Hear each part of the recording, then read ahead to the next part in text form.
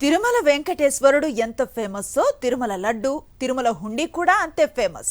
ఎందుకంటే ఆ వడ్డీ కాసుల వాడికి కానుకలు, నగదు సమర్పించేందుకు భక్తులు ఎంతో ఉత్సాహంగా ఉంటారు. అయితే గత కొన్ని నెలలుగా శ్రీవారి హుండీ ఆదాయం గణనీయంగా పెరుగుతోంది. ఈ క్రమంలోనే గతేడాది శ్రీవారి హుండీ ఆదాయాన్ని టీటీడీ వెల్లడించింది. తిరుమలకు రోజురోజుకు భక్తుల తాకిడి పెరుగుతోంది. దీంతో తిరుమల తిరుపతి దేవస్థానం హుండీకి కాసుల వర్షం కురుస్తోంది. దక్షిణాది రాష్ట్రాల నుంచే కాకుండా దేశం మొత్తం నుంచి భక్తులు విచ్చేసి స్వామివారిని దర్శించుకుంటున్నారు. ఇక శ్రీవారికి వచ్చే ఆదాయం కూడా భారీగా పెరుగుతోంది. రోజుకు సగటున శ్రీవారి హుండీ ఆదాయం 3 కోట్లు దాటుతోంది.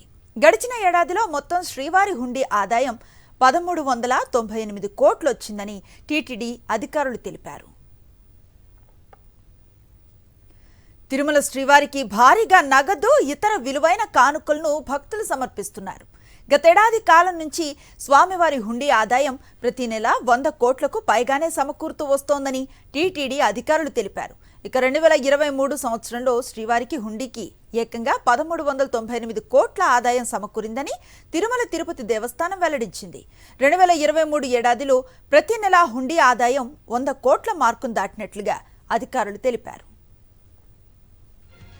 ఈ క్రమంలోనే 2023 జులై నెలలో అత్యధికంగా 129 కోట్ల హుండీ ఆదాయం లభించిందని తాజాగా టీటీడీ పేర్కొంది. ఇక నవంబర్ నెలలో అత్యల్పంగా 108 కోట్ల హుండీ ఆదాయం వచ్చినట్లుగా తెలిపింది.